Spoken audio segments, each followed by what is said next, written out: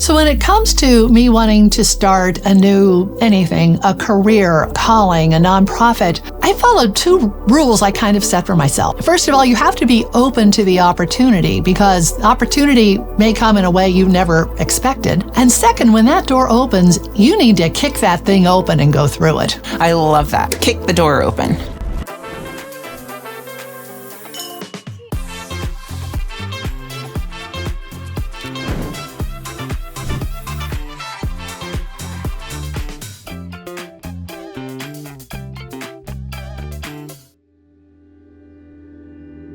Hey guys, welcome back to GlowTalks. We are in our first episode, season 3. I'm so excited to share.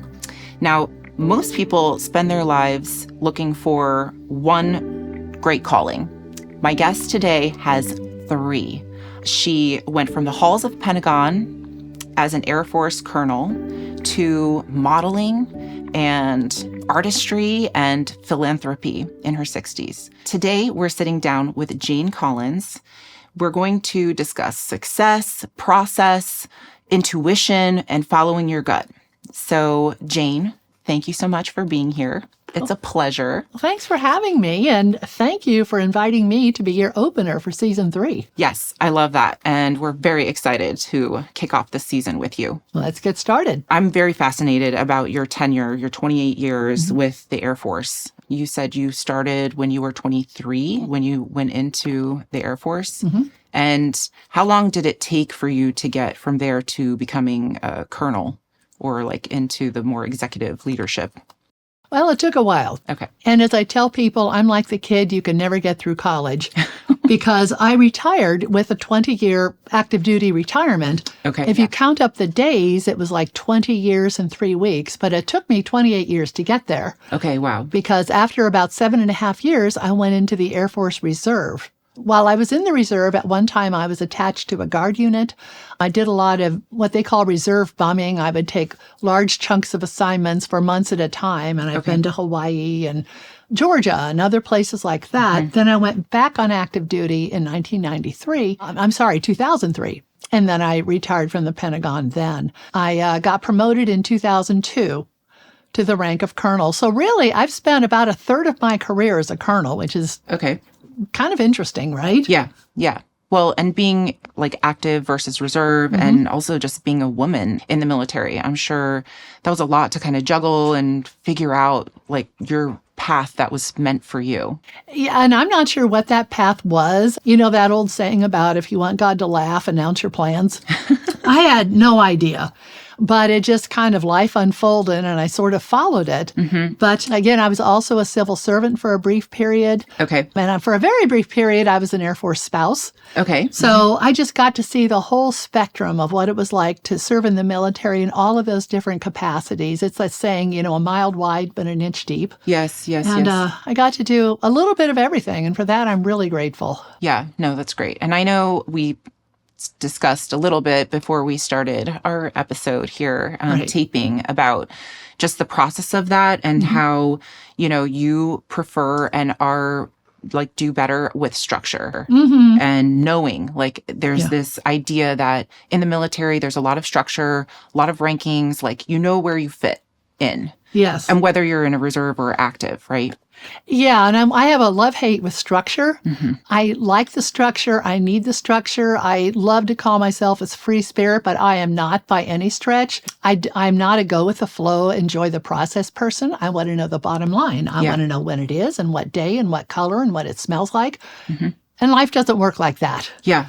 So some of it is just, sometimes you're just dog paddling, gasping for air, trying to figure out or see where things go. But yes, you have no choice but to go along with what's presented to you, right? You make the best plan you can. And then life plays out the way it's going to play out.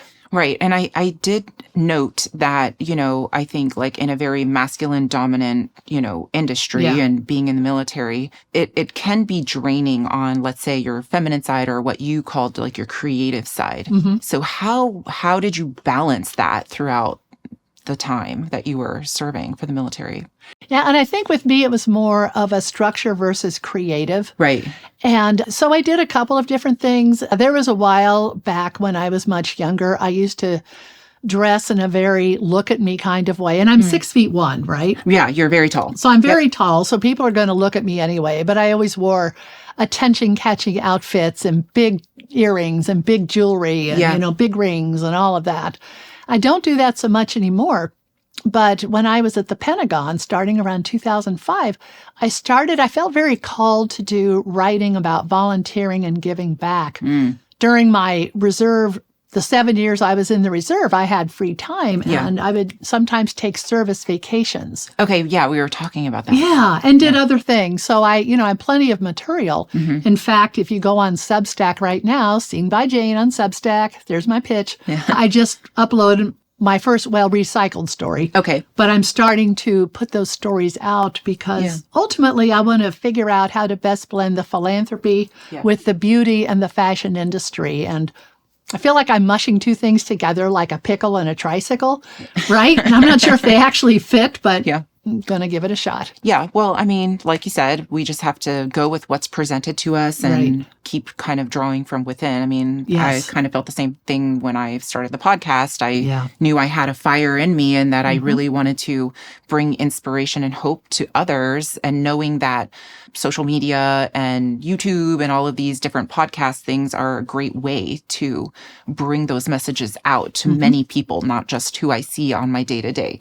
But at the time, like, I wasn't thinking, oh my gosh, I'm going to be in season 3, along with all of the other, content that I'm able to give outside of even just this kind of podcast recording mechanism. So tell me a little bit about the service vacations, because before you had actually said that, I had never even really heard that coined phrase or coined term. So, and it sounds like you've been really all over the world. I have. And it's been really interesting. It started in 97 or 99 or something like that. And I had made a promise to myself that in the next year I was going to do something I was afraid to do. Okay. And I was always afraid to take a vacation by myself. Okay, yeah. So I thought, and this was before Google, right? But there was at least internet. So I thought, well, if I did something, but it was generous, at least I wouldn't feel like, I'm sitting alone in a bar with an umbrella drink. Yeah. So I found an organization, and they had a trip to Ecuador working with kids who were handicapped, many of whom had cerebral palsy. Okay. And I thought, well, I think I'll just try that. Yeah. And as it turned out, I let my best friend know, and she flew over. She was still back in the Netherlands and joined me, so I really wasn't by myself after all. That's so great. But that was the beginning of just this whole universe of getting out of my little comfort zone and seeing how other people lived, other countries, kids who had, I hate to use the word disabilities because I have a whole story that will come out in Substack about, I was the only one that thought they were disabled, right? So it's a whole perspective. They don't consider themselves that way. No. Right. No. But anyway, so that kind of opened this door for me. So I've taken service vacations to, Brazil, India, Peru, Thailand, and a couple of other places, South Africa. And when I met my husband, one of the, quote, conditions of being married is he would want to go on service vacations with me. So he and I both went to Peru. We both went to South Africa. And it's just been wonderful. Yeah. So what an evolution, right? Just from that one spark of being afraid. And now here you are, gallivanting all over the world, helping others. Yeah. What a beautiful existence, right? Yeah, thank you. When I understand you were in India when 9/11 happened. Yeah. And you were on a service vacation. Yes. And what happened? What was That was so fascinating. I had just finished. I'd gone back on active duty. I was chosen to go to Air War College, which is the Air Force Graduate School in residence for a year in Maxwell, Alabama, Maxwell Air Force Base in Montgomery. And so after that, I was back in reserve status. Okay. And I just thought, I want to do something crazy because I didn't know what was next. Yeah. I had since sold my house in Ohio. I bought a house in the D.C. area with only a guarantee of 2 weeks a month or 2 weeks a year to work, right? Yeah. I had no business buying a house, but I did. So my friend and I decided to take a service vacation. She went to Dharamsala to hang out with the exiled Tibetans. Okay. And I went to Chennai, and we worked in an orphanage, Hindu orphans, and 9/11 happened. So because I've been to Air War College, I knew the last thing we covered was future threats. Okay. And we talked about this Osama bin Laden person. Yeah. So, of course, I knew. I say knew. I didn't know. I suspected right away. Right. he You was were like, behind oh, that. this is serious. Yeah. So I started collecting the English language newspapers Okay. because I wanted to see what the Indian press had to say about it and their political take. Okay. Yeah. And interestingly, what they were concerned about was how the attack in the U.S. would interfere or affect their negotiations with Pakistan over the Kashmir region. So I collected all those newspapers. When I was in New Delhi, I was doing the service for 3 weeks, and I met my friend in New Delhi, and we toured for a week. There's a time, the International Time magazine was published, and on the front was President George Bush at the time, with a banner that said Musharraf's puppet. So I had all those things. Magically, at the end of it, when I flew back to the U.S., they somehow disappeared out of my suitcase. I don't know what happened. But it was interesting. And what it told me was no matter what happens to anyone anywhere in the world, the perspective will be shaped by how does this affect you? Yeah. Yeah. So that was an invaluable lesson for me. Yeah. Yeah. No kidding. And then so you went back to serving, like active duty. I did. In fact, I got a hold of the reserve advisor at the Air Force Press Desk and said, I want to be part of this. This is history. Our mission is to support and defend the Constitution of the United States against all enemies, foreign and domestic.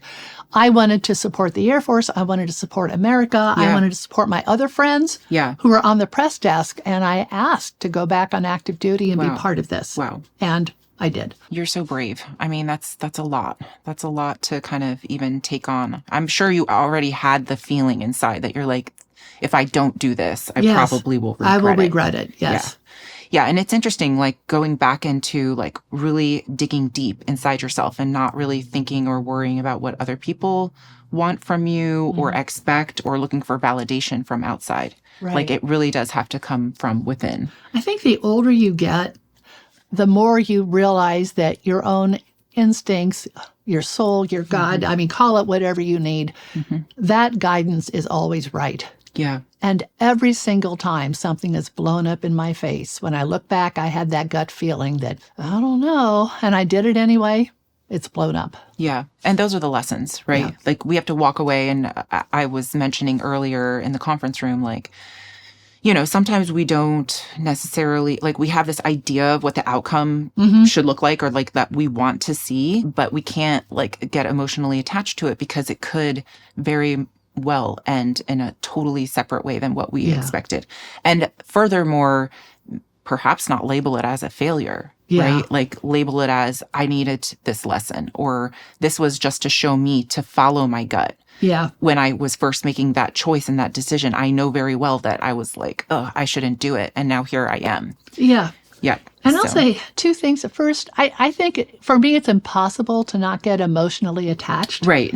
But it's to be aware that you're emotionally attached. Yeah. And so if it does not go the way you want and you're devastated, at least like the part of you that watches the part of you. Yeah. Right. They know. Yeah. So just be aware that you're attached. And secondly, I'm okay with failure. Failure to many people, it's a word they're afraid of saying. Yeah. I fail all the time. Yeah. Right? Yeah. In fact, John Maxwell wrote a book called Failing Forward, right, which basically means you learn from it, you move forward. Nobody goes through life without failing. Well, and like don't carry the ball and chain along with you. Yeah. Like it's a lesson, but it's not something like a hit on your integrity or that you're a bad person or whatever. Like this happens to everybody. Yeah. Right? Absolutely. Yeah, I love that. So now like moving forward to your retirement and like moving into more of your philanthropic work, you had started a nonprofit and had gone back to school. You have 3 master's degrees. I do. So you had gone back to school, you started working more in the nonprofit sector, started your own nonprofit. There was a time in your life where you had a great loss, your mother. Several, yeah. And the nonprofit and all of it kind of changed in almost overnight within a few days. Yes. And that was in early November of 2023. I had run my nonprofit for 7 years. I knew it was getting time for me to move on. I like to start things. Yeah. Once they're routine, I like to do something else. You like to step away. It's time to move on. Another thing was that year, my best friend was found dead on my birthday. Oh my gosh. It was actually January. My birthday's a week from today. Oh, happy birthday. Well, thank happy you. early birthday. And that to me was just a wake-up call of, you need to move on.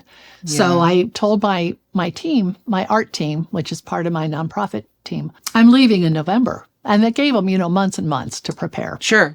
And there was a plan. Yes, there was a plan. We were very diligent about who we hired. So when we hired the new executive director, she was scheduled to start, on November 3rd. At that time, actually 4 years before, my mother had a TIA, a minor stroke. Okay. And from then, she just, every week something bad was happening. And this was in Ohio. We had just moved her into a graduated care facility, thank goodness. We had somebody, a caregiver, who was with her up to 7 hours a day, sometimes overnight when, there Things were surgeries. Were more, But I was still the lead kid. Right, of caring for her. Yes. Yeah. And that was, so my mind, 90% of my mind was either my nonprofit or my mom. Yeah. And the day that the new ED took over the nonprofit, 2 hours before that, my mom was on her way to the hospital because she thought she had to go for a surgery that I knew she would never want surgery. I knew she didn't want rehab. And I had to ask her. I mean, I'm on the phone saying, Mom, here's your choice. Surgery, rehab, maybe not make it, never walk again, or do you want hospice? Yeah. And I asked her twice because she had some dementia. And she said, I want hospice. So, and as I was telling you, I couldn't even fly out to Ohio that night. Right, because you had that huge event. We had a reception for the new director. So, you talk about compartmentalizing. Yeah. There was serious compartmentalizing going on that day. But I flew out the next day, signed the papers, and my mom passed away 3 days later. Wow. And, her family was there. I mean, it was everything she would have wanted. So for that part, I'm very grateful. Yeah. But that was left with, okay, now what? Right. I was just lost, Yeah. I was just talk about bereft. Now reinventing yourself once again. Yeah. Like getting out of the military, figuring out what you want to do then. And there was all that structure. And now there's not so much structure. There you got to zero structure. Create it yourself. Yeah. And then now you did that. And again, here you are. Yeah. So then the modeling. Yeah. And I guess your mom was an influence with, makeup, beauty. Yeah. My mom was an artist. Okay. And she was also very, very pretty. And I say with great respect, my mom was the vainest woman I'd ever met. And I would tell her that, and she would say, that's right. But, okay, I like that. And this is back, she was born in the late 20s. And I think a lot of women in that generation, it was all about being made up and looking good and presenting and all of that. Yeah. But she was the mom who would come out of her many surgeries and ask for her eyebrow pencil and her lipstick. And in fact, at her viewing, I put her eyebrow pencil and her lipstick in her little dress pocket. I knew she would want that. Yep. And when we said our final farewell at the graveside, I happened to have my eyebrow pencil with me, and I put it in with her. So she will always have her eyebrows wherever she is. Yeah.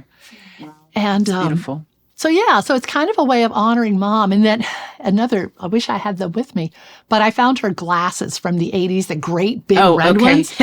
I had them outfitted with my prescription, and then I would wear them when I did makeovers, so Mom could be there doing the makeovers. Yeah. Oh my God, through her eyes. Oh, that's so beautiful.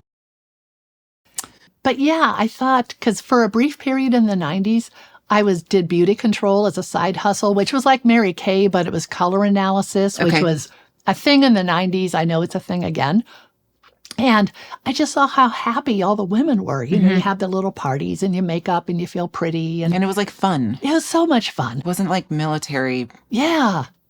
It was a creative. So I had actually had a chance to work at a Chanel makeup counter when I was looking for a job after I'd left the Netherlands. I was, going through a separation and ultimate divorce and all of that. So I thought, well, I'll just give it a try now. Why not? Yeah. I didn't care. I was 66 years old, right?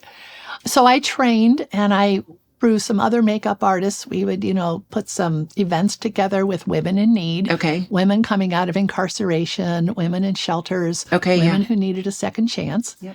Through that, one of the makeup artist friends I was following had gone to the Coco Rocha model camp. Okay. And I'd heard of Coco Rocha. I knew who she was.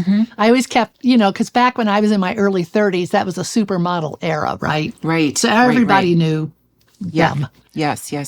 So I thought, well, I'll apply, thinking, oh, there's no way in the world, but. Because you said they only take like 10 or so candidates, or they take the like selection minimum rates like 1 out of 10 or something. Okay. And I Okay. thought, Yeah.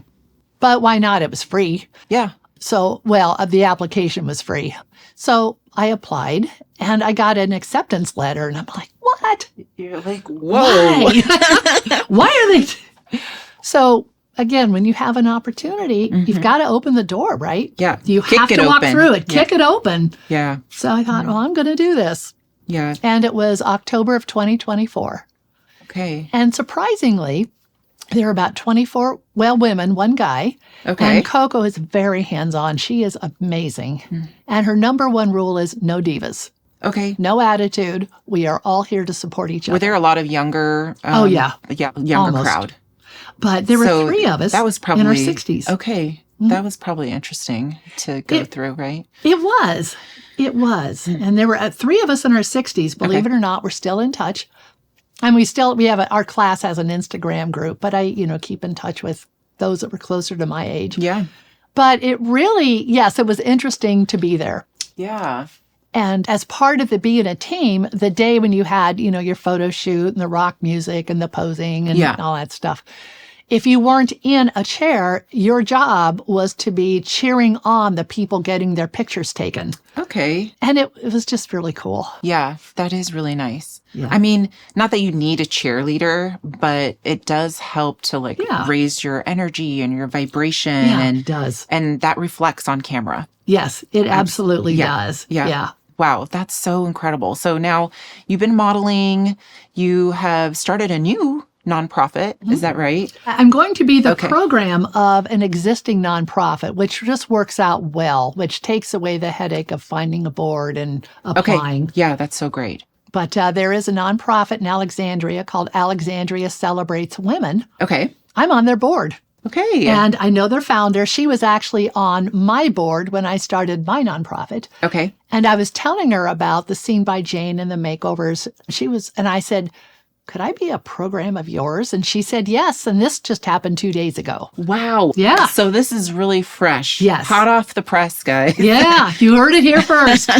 Seen by Jane. Yes. And it's, again, going back to helping women who are coming out of incarceration. Need a second chance, addiction, because many of them don't see their worth. And as a nonprofit program, now I can raise money and pay makeup artists and hair stylists to make over these women, like I did with my nonprofit, where I paid artists to help people who were unheard find their creativity. And that way I get to honor them as well. And also, they are more likely to participate if they know there's compensation. Yeah, absolutely. And if they don't want to do it as a volunteer, they can donate the money. I don't care what they do with it. Yeah. I do want to offer them compensation to honor them for their time and talent. Yeah. Wow. That's just incredible. So tell me,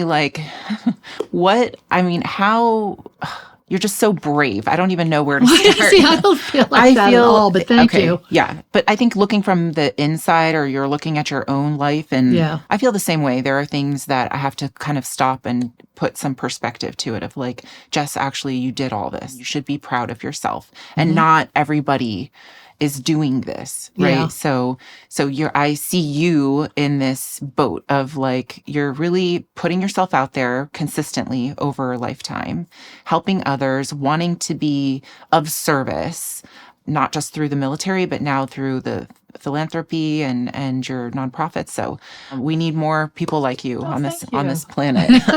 Please check out Jane's. It's kind of everywhere, but Seen so by tell Jane. Us. Yeah. SEEN. Seen by Jane is my Instagram name. It's the name of my Substack column. Okay. And it's going to be showing up in other places. I haven't quite got the structure around it yet, but it's out there. Yeah. Well, and what great work. I mean, I know myself, for instance, after having 3 kids and not working, like just being at home and I'm in sweats and look a mess. Like it was a bit of a culture shock, I will say, for myself internally, of then getting ready every day and going to work and showing up in an office and being like, oh, they actually like take me seriously around here. You know, like it was almost that just imposter syndrome that I had to really come to terms with inside of myself. Yeah. And I do believe that starting from the outside and seeing a reflection of like something different that other people are seeing, but I don't necessarily see because I'm not walking around with a mirror. It's really fascinating, like how your mind works and how it can evolve and change with that reflection. Yeah. So I think the work you're going to be doing with women is so important. Oh, thank you. And what I've noticed is when we've done these makeovers, and I want to give a shout out to the hair and makeup artist, Carla Presley, because she was the one that was doing the makeovers for a local nonprofit. And I had contacted that nonprofit and they said, oh, Carla's already doing this. So I met with her and then, then I started doing more as her professional life got busier and busier. Right. But, when they do the final reveal, right, when they actually see themselves in the mirror, I mean, so many women just start to cry. Yeah. Because it isn't just, makeup, because that is, it isn't looking pretty. It's just looking different. Mm-hmm. And, I don't want women to think, oh, you're not pretty unless you have makeup on. That has very little to do with it. Right. But it's just, you see your face and you find it attractive and it makes you happy. And that, I think, goes inside. Yeah. And makes you realize you do have worth and you are worthy of being seen, not just visually, but seen in the world. Yeah, yeah. And I want that for all women, especially the women who've been incarcerated or addicted or homeless, because so many of them feel like they're not seen. They feel invisible. Or they just give up. Yes, right? And exactly. That's never good. Yeah. So this is step one. Yeah. No, I love it. I love the whole thing. So thank you. Yeah. Well, so now we've got your Substack, we've got your Instagram. I'm sure you'll be posting and sharing. I'm looking forward to all of that. Is there anything that you look forward to in this endeavor, or could you see like an outcome that's bigger than life? Those are the things that I constantly have God trying to put into my head is like, think big. Yeah. Well, it's, when I started Herd, my goal was to have a nonprofit, have maximum impact, but not have it take over my life. So how could I do this? Work part-time, still travel, see friends, see family, but have an impact. So the way I set it up was, I would hire and pay artists to go to places where people were not heard through partnering with, local detention centers and homeless shelters and places like that.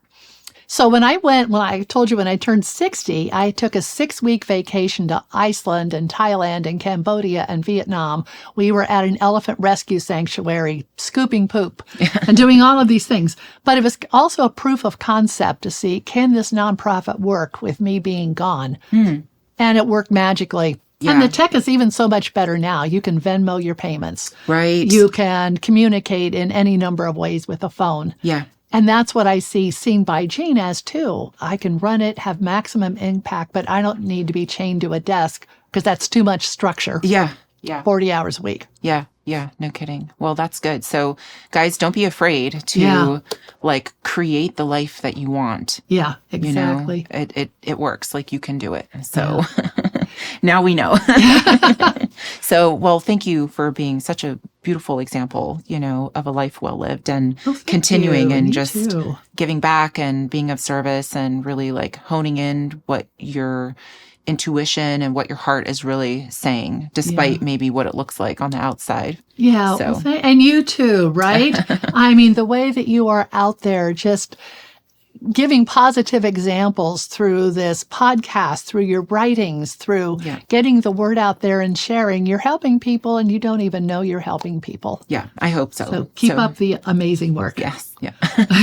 Well, thank you so much for that. I do enjoy doing the podcast and I still have a fire inside to help inspire others. So I appreciate that. Thank Okay, you. now we are getting into ping pong questions. I'm ready. Which are just Bring easy, it. short fire questions, just so that our viewers can learn a little bit more about you. Okay. Okay, so first question. What's the first word that comes to mind when you looked in the mirror today? It's as good as it gets. That's Okay, I like it. The most badass thing you've ever done in a pair of heels? Oh my gosh. Well, right when I met my husband in 2006, he's 6'7". Okay, wow. And before then, I had bought a pair of 4-inch heels. Never wore them. Because you're so tall already. Right, because I'm so tall already. But I wore them on our third date. We met at the National Portrait Gallery. And so we are eye to eye at 6'6" and 7", right? And so to me, that was badass. Yeah. And so we're walking down the streets of DC and Chinatown, and everyone's like, Who are Oh my these God. people? Yeah. Wow. so yeah, that took nerve. Okay, I like it. So have you worn the heels Nope. since? You're like, I don't need to. I'm tall. Yeah, I wear them sometimes, but Good. No, I mean, heels are pretty, but sometimes not feeling so great on the feet, right? Right, I yeah. always try to buy the shoes that I'm like, okay, it's going to be somewhat comfortable because my heels should be only on the dance floor. right, yeah, If your 20-year-old self saw you on a runway now or as a model, Yeah. what would she say? she'd say, "What the hell?" What are you thinking? And then you go, girl. Yeah. Yeah. Oh, I like that. Yeah. One beauty product that is your superpower in a bottle. To me, it's lip color. Okay, I think if I put on even a little bit, not so much it's a neon sign, sure. but it just makes the rest of me just feel made Brighten up. up. Yeah, I agree with that. Yeah. Because then I'll put foundation or have a nice, nice porcelain face. Yeah, But with no color on the lips, it's kind of like, it fades. yeah. Yeah. Okay, I like it. That and the eyebrows. Well, mine are microbladed, so. I like it. Yeah. I like it. All right. What is one thing you want to be remembered for besides your rank or your face? Ooh, that's always such a tough one. I am terrible at giving up. Okay. So I want to be remembered for not giving up. And as my dad said, your job, all of us, is to leave this world in a better place than when you entered it. Yeah. So not giving up on trying to make the world just a little bit better. Oh, I love that. That resonates very strongly with me too. Oh, so good. I feel the same way. Well, And you're doing it. yes, we both are. Yeah. And we'd like to inspire you all to do the same. Yeah. So thank you very much, Jane, for being here. And again, tell us one more time, what's your Instagram handle?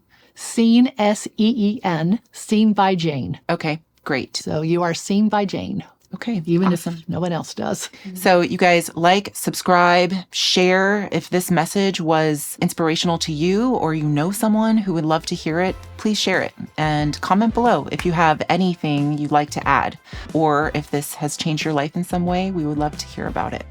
So thank you all for being here. Welcome back to season 3 now of GlowTalks. I'm so thrilled. We have a whole season to come and we will see you in the next episode.